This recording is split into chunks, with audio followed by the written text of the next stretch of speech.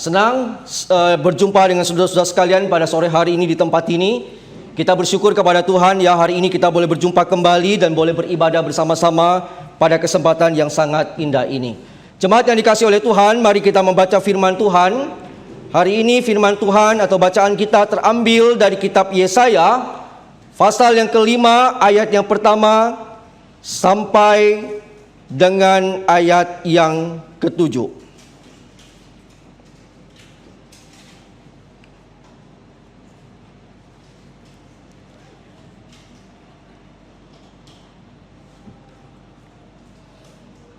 Yesaya pasal yang kelima, ayat yang pertama sampai ayat yang ketujuh. Kalau sudah dapat, mari kita membacanya secara bersama-sama. Hitungan yang ketiga, kita mulai. 2, 3. Aku hendak menyanyikan nyanyian tentang kekasihku, nyanyian kekasihku tentang kebun anggurnya. Kekasihku itu mempunyai kebun anggur di lereng bukit yang subur. Ia mencangkulnya dan membuang batu-batunya dan menanaminya dengan pokok anggur pilihan. Ia mendirikan sebuah menara jaga di tengah-tengahnya dan menggali lubang di tempat memeras anggur. Lalu dinantinya supaya kebun itu menghasilkan buah anggur yang baik, tetapi yang dihasilkannya ialah buah anggur yang asam. Maka sekarang, hai penduduk Yerusalem dan orang Yehuda, adililah antara aku dan kebun anggurku itu. Apakah lagi yang harus diperbuat untuk kebun anggurku itu, yang belum kuperbuat kepadanya? Aku menanti supaya dihasilnya buah anggur yang baik. Mengapa yang dihasilkannya hanya buah anggur yang asam? Maka sekarang aku mau memberitahukan kepadamu apa yang hendak kulakukan kepada kebun anggurku itu. Aku akan menebang pagar durinya, sehingga kebun itu dimakan habis, dan melanda temboknya, sehingga kebun itu diinjak-injak. Aku akan membuatnya ditumbuhi semak-semak, tidak dirantingi dan tidak disiangi, sehingga tumbuh putri malu dan rumput. Aku akan memerintahkan awan-awan supaya jangan diturunkannya hujan ke atasnya. Sebab kebun anggur Tuhan semesta alam ialah kaum Israel, dan orang Yehuda ialah tanam-tanaman kegemarannya. Dinantinya keadilan, tapi hanya ada kelaliman. Dinantinya kebenaran, tapi hanya ada keonaran. Demikian jauh pembacaan firman Tuhan hari ini. Berbahagia kita yang membaca dan kita yang merenungkannya. Jemaat yang dikasihi oleh Tuhan, jikalau kita menanam pohon, sebut saja misalnya pohon buah, apa sebetulnya yang kita harapkan? Saudara, apa sebetulnya yang kita harapkan ketika kita nanam sebuah pohon, entah di pekarangan rumah kita atau di kebun? Tentu saudara, buah daripada pohon buah itu yang kita tanam, bukan? Tidak ada orang tanam pohon buah mangga lalu hanya mengharapkan daunnya lebat gitu ya, atau hanya sekedar mengharapkan bunga daripada pohon mangga itu. Kita pasti ingin supaya pohon mangga itu menghasilkan buah, lalu buahnya matang, masak, jatuh, dan kita boleh menikmatinya. Nah, Bapak Ibu saudara dikasihi oleh Tuhan, saya percaya kita semua ingin ketika nanam pohon menikmati buahnya. Sekarang kalau misalnya kita orang di daerah punya kebun, sebut saja kebun, misalnya kebun apa itu, sawit. Ya, begitu tanam harus tunggu sekian tahun, paling enggak 5 tahun paling cepat barulah dia bisa menghasilkan buah. Kalaupun pohon sawitnya subur gitu ya. Kalau enggak, saudara, kita yang nanam kita akan merasa sedikit kecewa. Kita mungkin akan merasa, waduh, ini udah susah payah, apalagi kalau misalnya seperti kebun sawit, misalnya pohon sawit, investasinya kan lumayan mahal, saudara. Jangan pikir murah ya, investasi kebun sawit itu mahal. Dari beli bibit, pupuk, pembersihan lahan, segala macam, sampai menunggu dia berbuah, biaya ini keluarkan pasti banyak. Nah, Bapak Ibu saudara dikasihi oleh Tuhan, yang kita harapkan adalah buah. Nah, latar belakang daripada bacaan yang kita baca hari ini tadi, saudara, barusan kita baca di dalam kitab Yesaya. Saudara, kita disuruh membaca tentang Nabi Yesaya yang menulis tentang seorang kekasih yang dikatakan dia punya kebun anggur. Kebun anggur itu ditanam, kemudian dia mengharapkan buah daripada kebun anggur itu.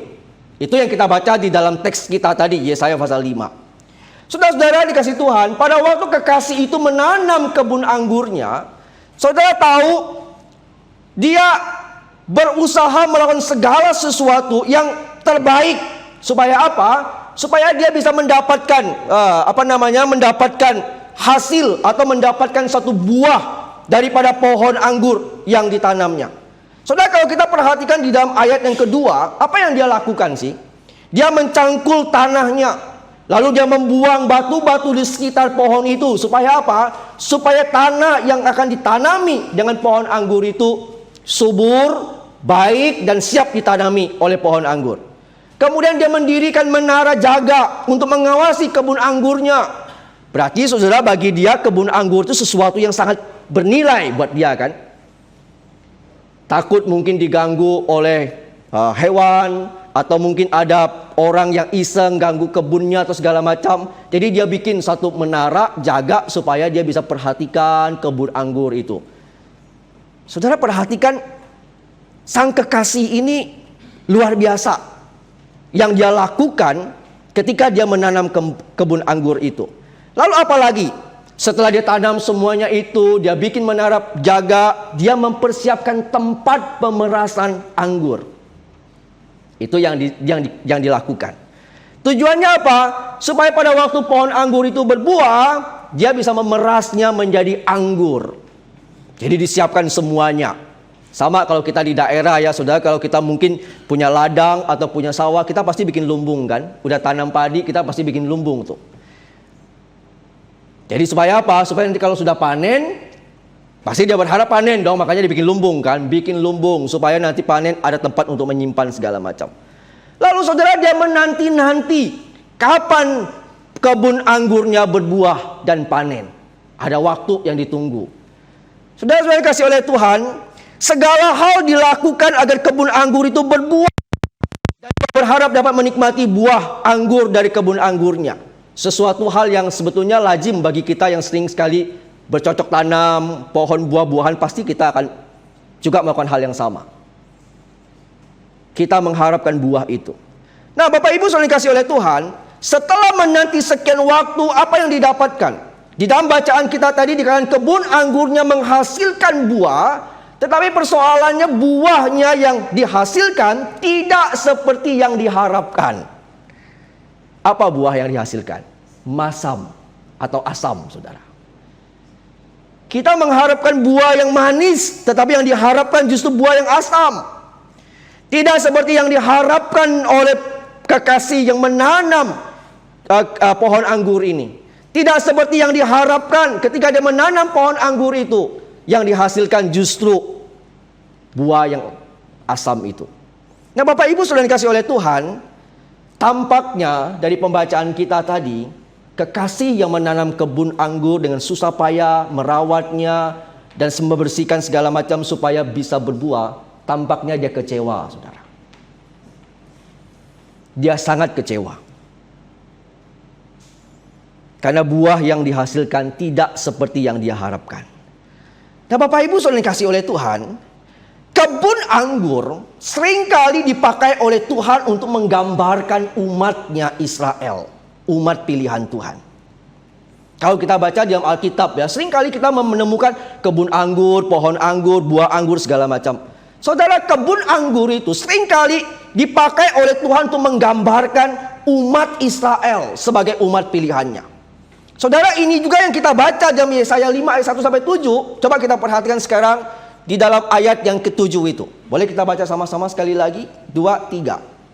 Sebab kebun anggur Tuhan semesta alam ialah kaum Israel. Dan orang Yehuda ialah tanaman kegemarannya. Dinantinya keadilan, tapi yang hanya ada kelaliman. Dinantinya kebenaran, yang hanya adalah keonaran. Jadi saudara dikasih oleh Tuhan, sangat jelas sekali dalam Yesaya 5 itu. Yang dimaksud dengan kebun anggur itu siapa? Umat Israel, umat pilihan Tuhan. Dan memang saudara dikasih oleh Tuhan, sebagai kebun anggurnya Tuhan, Israel gagal menghasilkan buah sebagaimana yang diharapkan oleh Tuhan. Bapak Ibu saudara dikasih oleh Tuhan, Tuhan sebetulnya ingin Israel sebagai umat pilihannya berbuah.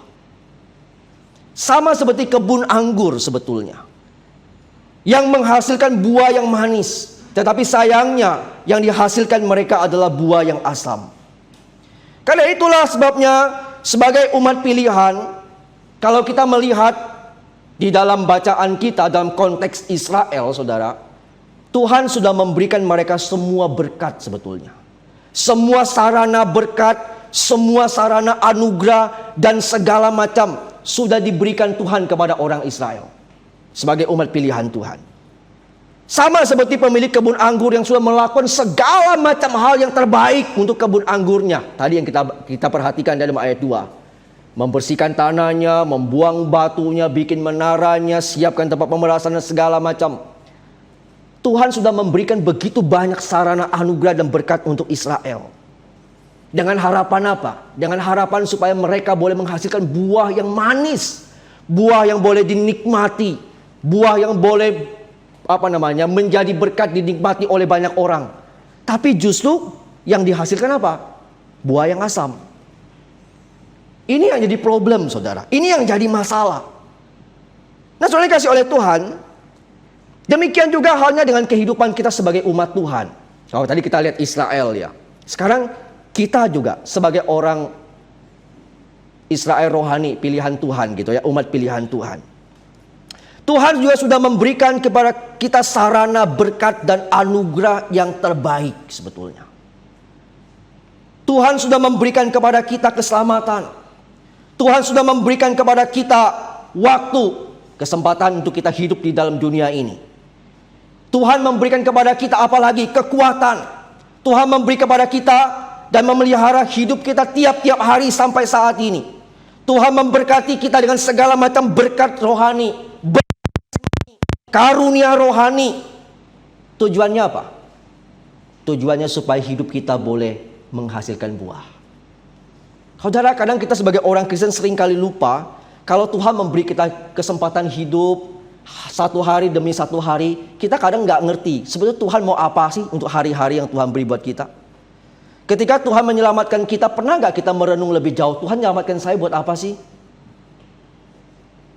Pernah nggak kita berpikir, saudara, ketika Tuhan memberkati kita dengan berkat-berkat rohani, dengan karunia-karunia rohani, atau berkat jasmani mungkin, yang banyak itu, yang nggak terhitung banyaknya. So, pernah nggak kita bertanya atau berpikir, Tuhan mau apa sih dengan semua yang Dia berikan kepada kita itu? Pernah nggak kita merenungkan dan bertanya, semua sarana-sarana berkat anugerah yang Tuhan beri kepada kita itu Dia berikan kepada kita untuk apa? Apakah hanya sekadar untuk kita foya-foya? Untuk kita nikmati begitu saja? Atau bagaimana, saudara? Saudara-saudara, Tuhan mau hidup kita berbuah. Rasul Paulus pernah berkata dalam Efesus 2 ayat 10. Saudara pasti ingat ayat ini. Saudara, Paulus pernah berkata kepada apa? Kepada jemaat di Efesus.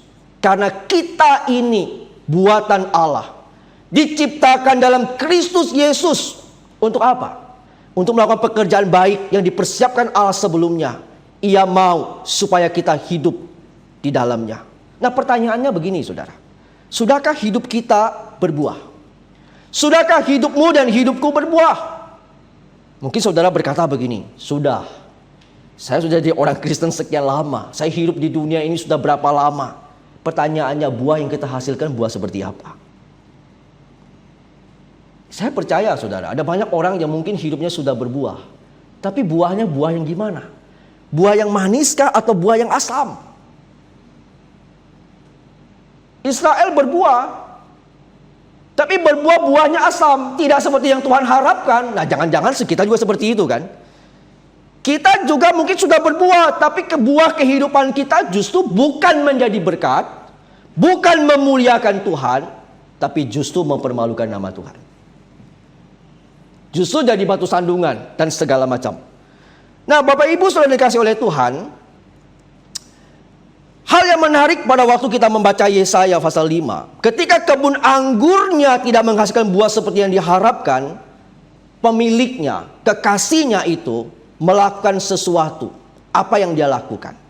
Saudara, mari kita perhatikan ayat yang kelima. Oke? Ayat yang kelima sampai ayat yang keenam.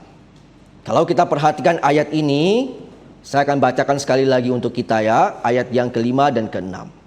Maka sekarang aku mau memberitahukan kepadamu apa yang hendak kulakukan kepada kebun anggurku itu. Aku akan menebang pagar durinya sehingga kebun itu dimakan habis, dan melanda temboknya sehingga kebun itu diinjak-injak. Aku akan membuatnya ditumbuhi semak-semak, tidak dirantingi dan tidak disiangi, sehingga tumbuh putri malu dan rumput. Aku akan memerintahkan awan-awan supaya jangan diturunkan hujan ke atasnya. Apa yang dilakukan, saudara? Ketika kebun anggur itu tidak berbuah atau berbuah tapi buahnya masam, tidak seperti yang Tuhan harapkan. Saudara lihatin.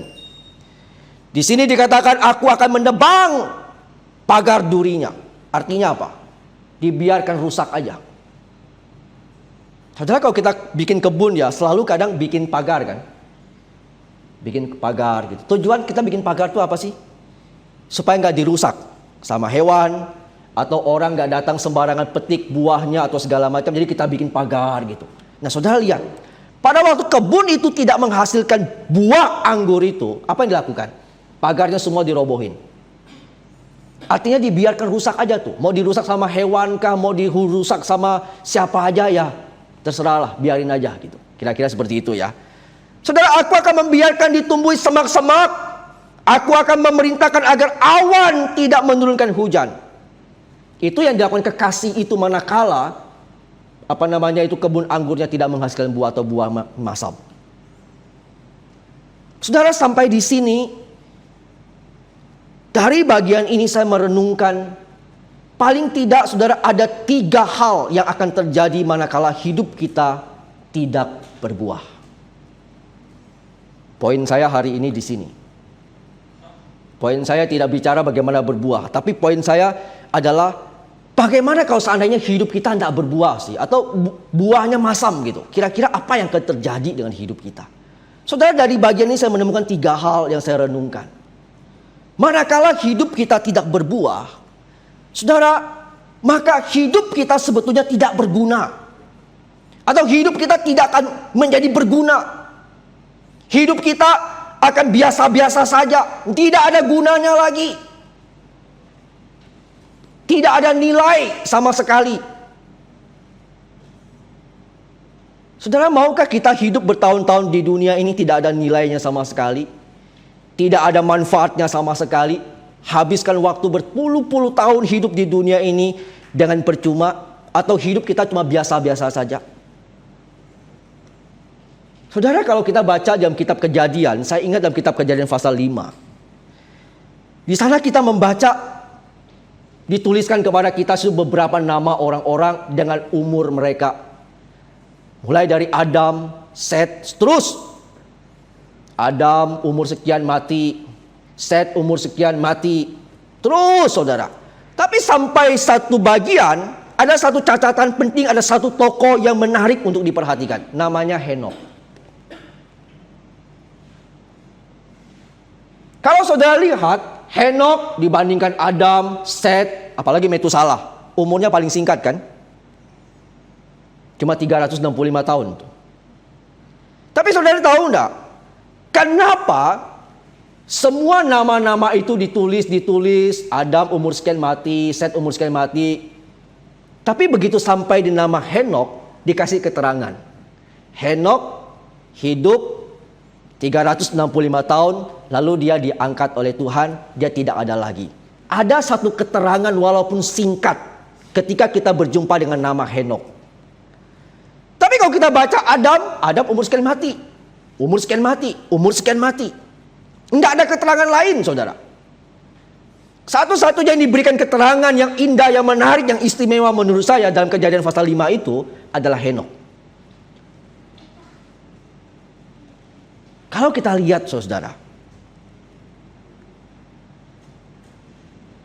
hidup yang bernilai, hidup yang bermanfaat, itu bukan tergantung berapa lamanya kita hidup sebetulnya. Ada orang yang hidupnya umurnya panjang sekali saudara. Tapi hari-hari dilewati begitu saja.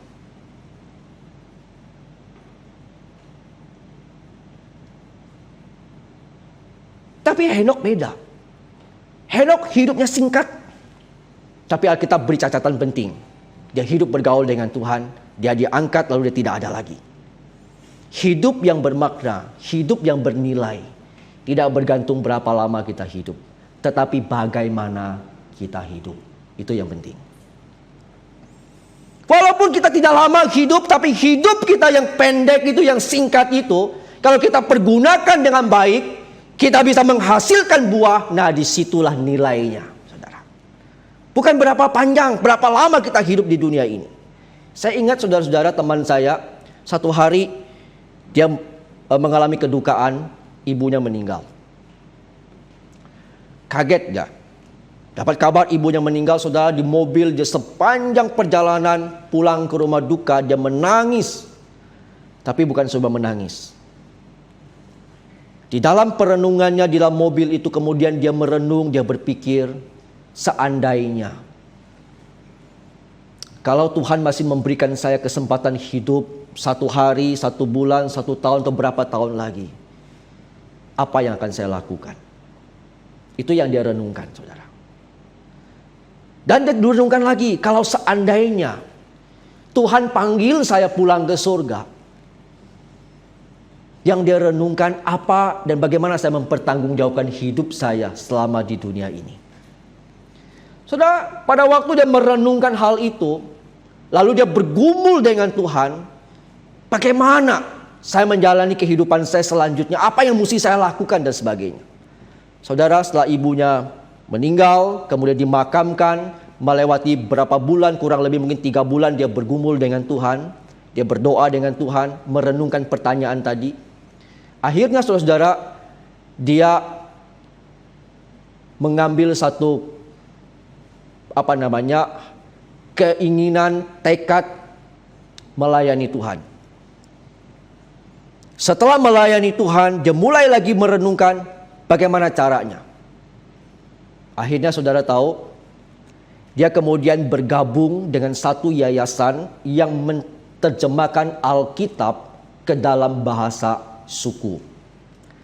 Dia terjemahkan Alkitab di dalam bahasa suku Hakka di Kalimantan Barat. Kemudian dia terjemahkan lagi Alkitab ke dalam bahasa Kanayan, Dayak Kanayan di Kalimantan Barat. Sekarang dia ada project lagi, kalau tidak salah saya, di Sumatera, di suku apa gitu, mereka lagi terjemahkan Alkitab dalam bahasa suku. Nah, saudara dikasih oleh Tuhan, dia cerita, dia katakan begini, saya mungkin tidak bisa berbuat banyak hal, tapi paling tidak saya mau mengambil bagian sedikit saja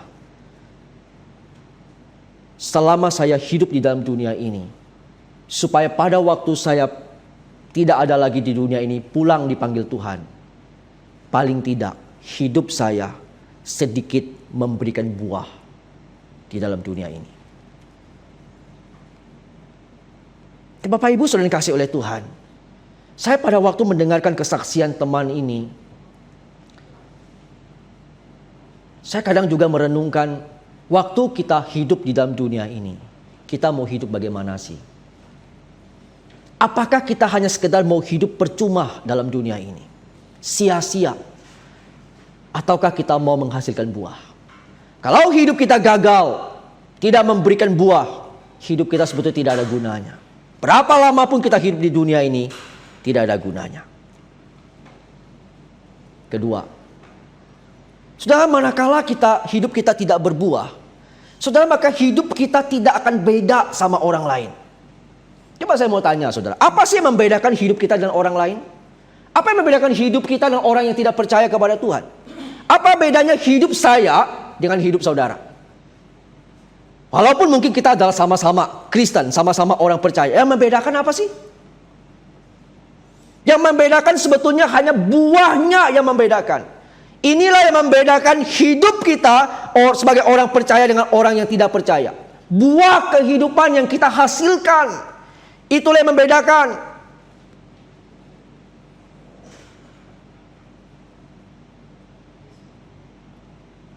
Saudara, saya ingat ada satu cerita di satu museum yang banyak sekali batu pualamnya, saudara.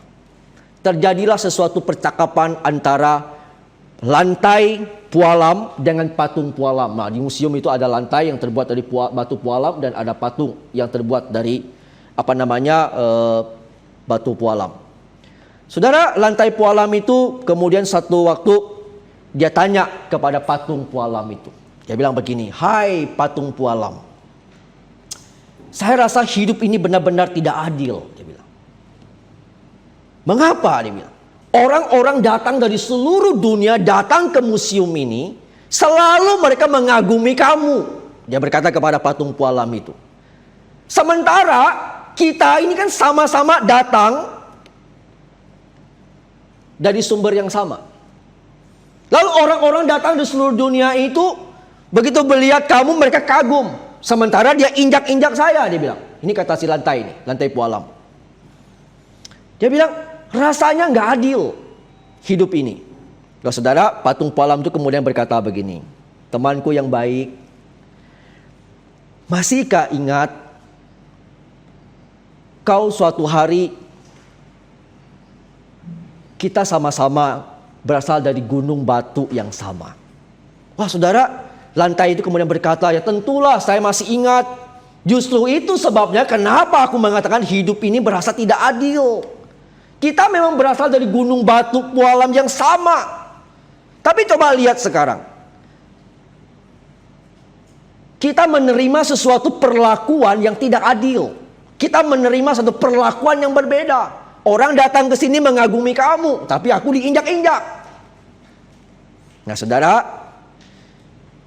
sang patung pualam ini kemudian berkata kepada lantai pualam ini. Dia berkata begini, "Kamu masih ingat enggak? Satu hari," dia bilang, "ada seorang pemahat datang dan berusaha untuk memahat dirimu. Tetapi dirimu selalu menolak dan berusaha untuk merusak peralatan daripada pemahat itu." Oh, lantai pualam berkata, "Tentu saja saya ingat. Saya sangat benci kepada pemahat itu. Bagaimana tidak? Dia begitu tega menggunakan pahatnya untuk melukai aku. Sedemikian rupa, dan aku sangat benci dan sampai sekarang aku masih ingat itu." Saudara, patung itu kemudian berkata begini, "Kau benar. Pemahat itu tidak bisa mengukirmu karena kau menolaknya. Karena kau tidak mau dipahat." Kemudian lantai itu berkata, "Lalu gimana?" Dia bilang begini, "Ketika pemahat itu memutuskan tidak lagi mau meneruskan untuk mengukir dirimu, dia berusaha untuk memahat tubuhku," kata patung itu. "Dan saat itu aku tahu aku akan menjadi sesuatu yang berbeda. Aku tidak menolaknya dan aku berusaha untuk menahannya walaupun rasanya sakit. Tapi aku berusaha untuk menahannya karena aku tahu aku akan menjadi sesuatu yang berbeda ketika hasil pahatan itu selesai." Bapak Ibu saudara yang kasih Tuhan, dari cerita ilustrasi ini, apa yang ingin saya sampaikan? Hidup setiap orang pasti punya nilai berbeda. Sama seperti patung pualam dan lantai pualam itu. Meskipun mereka dari gunung batu yang sama, tapi ada yang berbeda. Demikian juga dengan hidup kita. Kita orang Kristen, sama-sama orang Kristen bukan? Yang sudah diselamatkan, yang sudah diberikan anugerah keselamatan, yang diberi anugerah karunia Roh Kudus, yang diberikan berkat rohani, berkat jasmani dan segala macam, kesempatan waktu hidup. Satu hari 24 jam, ya mungkin kita nggak tahu lah masa hidup kita berapa lama ya. Ada yang mungkin 70 tahun, ada yang mungkin 60 tahun, ada yang mungkin 50 tahun, kita nggak tahu.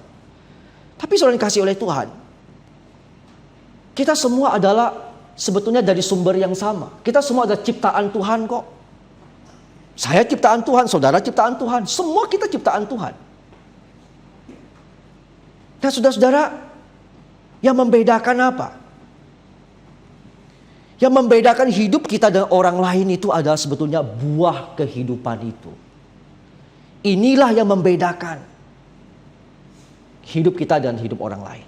Karena itulah sebabnya ketika hidup kita tidak bisa berbuah atau gagal berbuah, sebetulnya hidup kita tidak ada bedanya sama orang lain. Sekarang yang terakhir. Manakala hidup kita tidak berbuah, apa yang terjadi?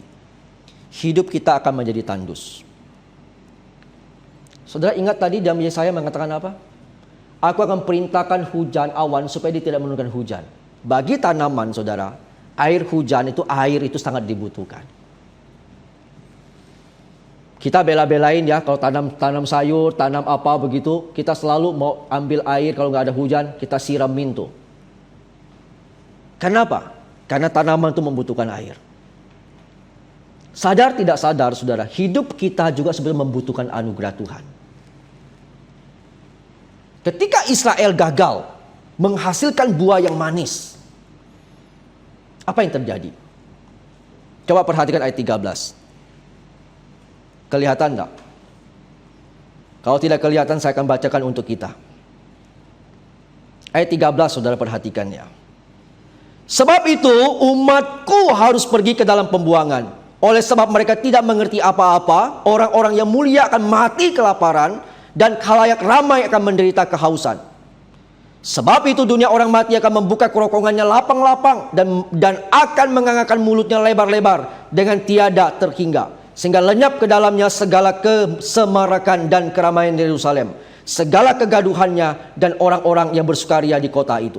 Saudara, ini yang terjadi sebetulnya.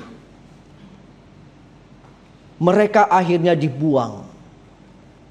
Inilah yang dilakukan Tuhan kepada Israel yang gagal berbuah. Mereka dibuang ke pembuangan. Di sanalah mereka merasakan ketandusan itu. Di sanalah mereka merasakan kegersangan itu. Jauh dari kenikmatan yang Tuhan janjikan. Itulah hukuman bagi Israel yang gagal menghasilkan buah seperti yang Tuhan harapkan.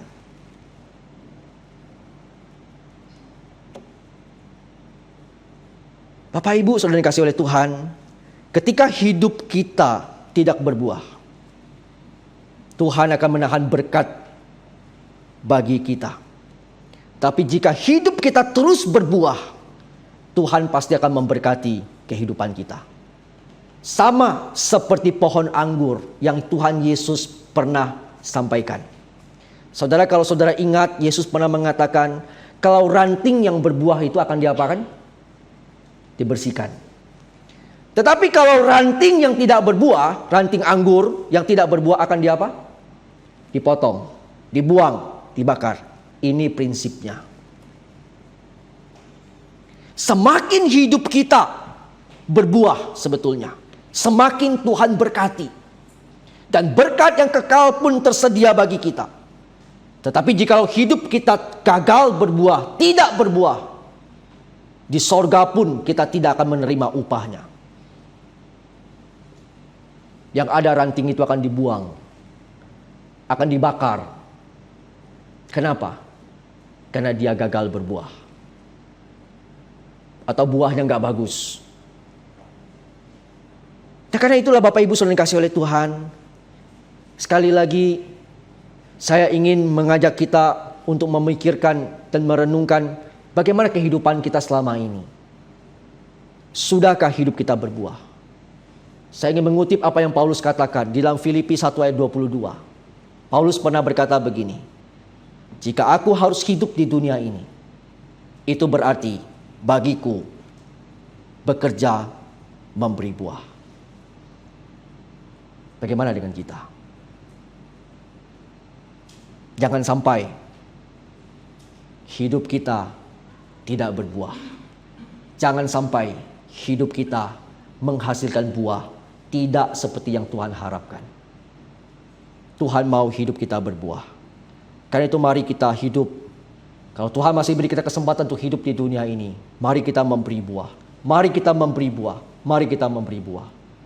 Buah yang manis, yang boleh dinikmati. Dan Tuhan dipermuliakan. Inilah kerinduan kami. Dan inilah doa kami. Kami tidak mau hidup percuma di dalam dunia ini.